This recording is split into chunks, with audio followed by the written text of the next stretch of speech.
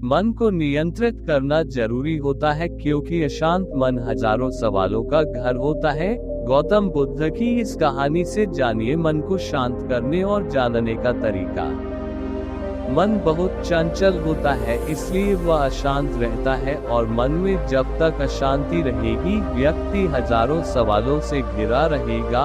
व्यक्ति को जब तक मन में चल रही सवालों के जवाब नहीं मिलेंगे उसका मन अशांत ही रहेगा। लेकिन मुख्य प्रश्न यह है कि मन को नियंत्रित कैसे किया जाए और मन को कैसे समझा जाए।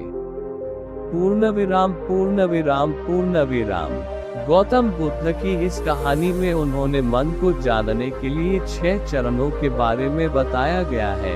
शुरुआती 5 चरणों को जाने बिना आप मन को नहीं समझ सकते हैं। जानते हैं इस कहानी के बारे में।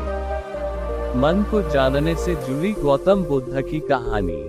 एक बार एक व्यक्ति गौतम बुद्ध के पास गया और पूछा कि मन को नियंत्रित करने का पहला चरण क्या है।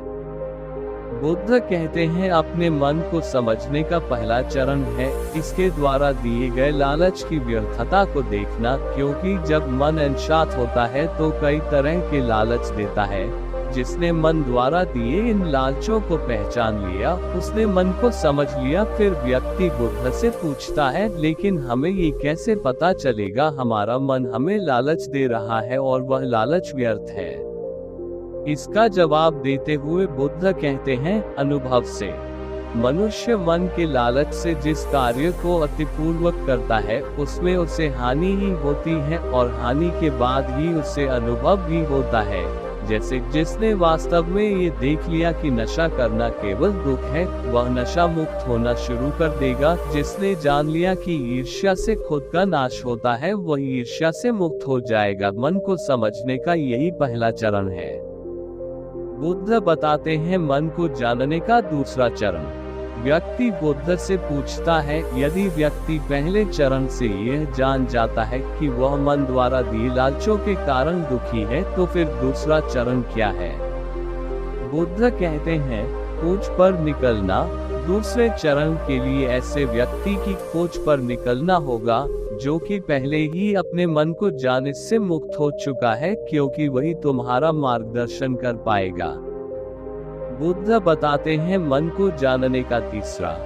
व्यक्ति कहता है, लेकिन ऐसे व्यक्ति की पहचान कैसे होगी।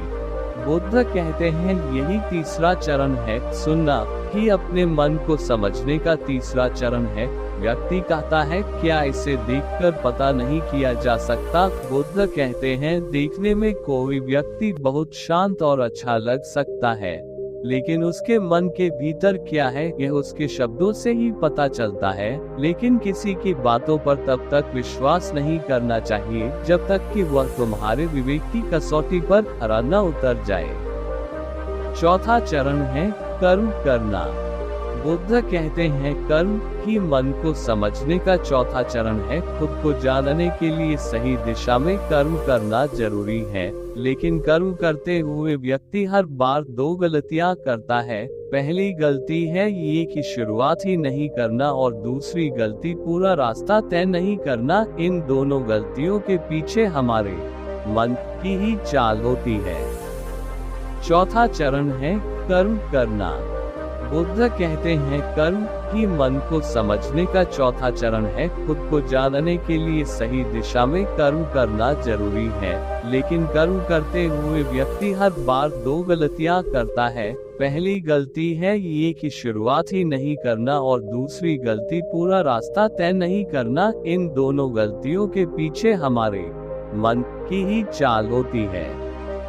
व्यक्ति अपने कर्म को पूरा इसलिए नहीं कर पाता क्योंकि वह सोचता है कि मैं कल से शुरुआत करूंगा तो कोई यह सोचता है कि मैं असफल हो जाऊंगा। इन गलतियों का मुख्य कारण है जागरूकता की कमी। इसके बिना मन व्यक्ति को उसके सही दिशा में चलने नहीं देता। मन को जानने का 5वां नियम है जागरूकता। बुद्ध कहते हैं, मन को जानने और समझने का 5वां चरण है जागरूकता। इसीलिए हर कार्य को जागरूकता के साथ करो। बिना जागरूकता के साथ किया गया कार्य या फिर जिया गया क्षण मृत्यु के समान है। व्यक्ति बुद्ध से पूछता है, अपने जागरूकता के स्तर को कैसे बढ़ाया जा सकता है। बुद्ध कहते हैं, ध्यान से। ध्यान ही मन को जानने, समझने और नियंत्रित करने का अंतिम चरण है, यानी ध्यान ही वह नाव है जिस पर बैठ मन रूपी नदी को पार किया जा सकता है।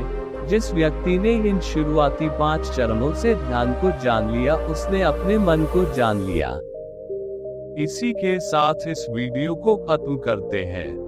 दोस्तों, उम्मीद करता हूँ आपको इस कहानी से एक अच्छी सीख मिली होगी। ये कहानी आपको कैसी लगी हमें कमेंट बॉक्स में कमेंट करके जरूर बताएं और साथ ही इस कहानी को अपने दोस्तों के साथ जरूर शेयर करें ताकि उन्हें भी इस कहानी से कुछ सीखने को मिल सके।